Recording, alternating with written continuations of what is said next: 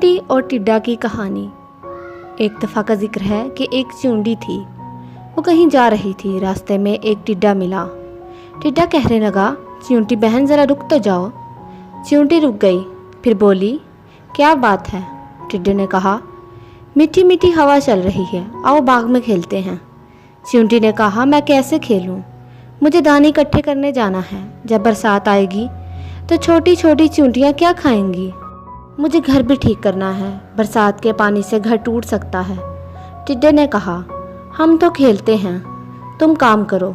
एक दिन बादल आ गए, बारिश होने लगी। टिड्डा भीगता हुआ आया, च्यूंटी का दरवाज़ा खटखटाकर कहने लगा, च्यूंटी बहन मुझे अपने घर में थोड़ी सी जगह तो दे दो, मैं बुरी तरह भीग गया हूँ। जब तक बारिश रहेगी इस वक्त तक यहाँ रहूँगा, फिर चला जाऊँगा।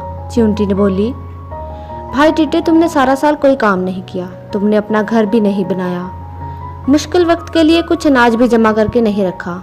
जाओ, मैं तुम्हें यहाँ नहीं रख सकती। जो सुस्ती करे उसकी यही सज़ा है। टिड्डा गड़बड़ा गया।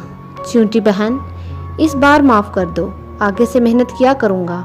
च्यूंटी ने टिड्डे को चावल के कुछ दाने दिए और कहने लगी, लो खा लो, लेकिन मेरे घर में तुम्हारे लिए कोई जगह नहीं।